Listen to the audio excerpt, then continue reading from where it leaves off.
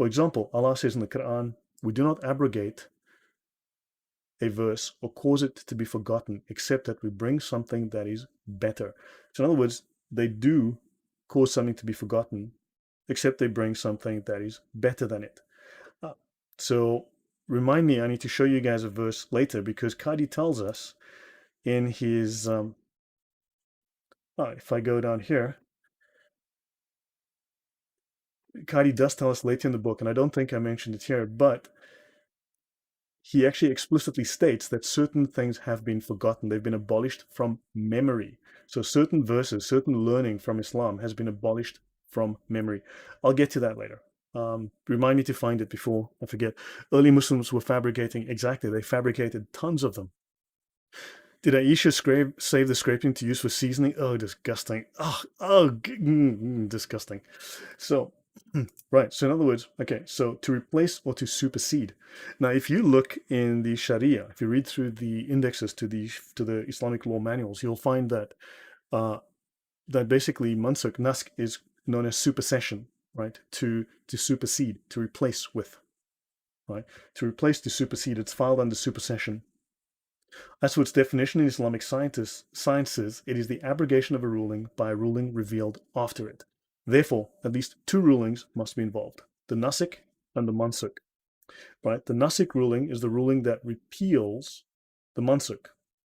Right? The abrogating is the rule that removes, cancels the mansuk. Nasik, the active participle, is the ruling that does the abrogating, while mansuk, the passive form, is the ruling that is abrogated. So here we've got a sheikh with a PhD who runs the Islamic Seminary of America, and he's telling us that this is real. And you've got anonymous Muslim 69 in the comments telling you that it's not real. And when you ask him to cite you some evidence, well, he struggles to provide that, doesn't he? Now, he says that at least two rulings must be involved, at least two verses must be involved, because there can be more than one nasik or mansuk verse. In other words, more than one verse can abrogate a ruling. So more than one new verse can abrogate a previous ruling. So there could be multiple corroborations of a verse being repealed by later verses.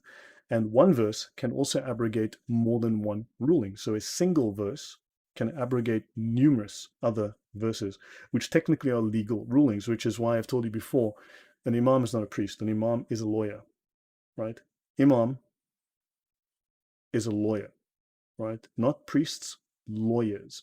Remember that. Not priests, lawyers. Right, that hadith even steal from the Bible, Matthew 25. Can you paste that so I can read that? That's an interesting point. The son of Adam, I was sick, but you did not. Okay, well, yeah, so the breakdown of the definition. So we've got 18 slides. There's not too many today. The phrase, the abrogation, implies that the first ruling has been completely repealed. It is cancelled. Now, of course, now, it's important to know that there is a doctrine in Islam that, well, there are two doctrines that are coupled together, right? Called azima and rukhsa. So azima, azima, means strict adherence to Islam. So those are your Orthodox Muslims. Those are your extremists. The small minority of extremists, those are simply following the doctrine of azima. They are just being strict. They're following the Sharia strictly. You have rukhsa, which is a looser following. It's where you can ignore certain tenets of Islam. You don't have to quite go that far, right? So this allows you to pick and choose a little bit. This allows you to ignore things, and then later on you'll get around to the full thing when you can. But for the sake of convenience, you pick and choose a little bit. You don't quite do the full adherence to the Sharia, right? So they're allowed to get around. Well, they're allowed to not fully follow the law. So in other words, they can still apply an old law that was cancelled for now. And then later on, once they have more political control, then they have to do the full application of Sharia law, because nowhere in the world is Sharia fully applied yet, except in ISIS territory, and we know how that went.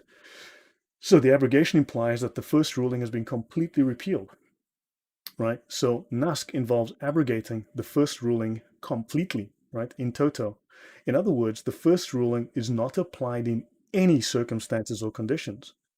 So according to Yasir Qadhi, the first ruling has been completely cancelled. It is no longer valid. It may as well not even exist.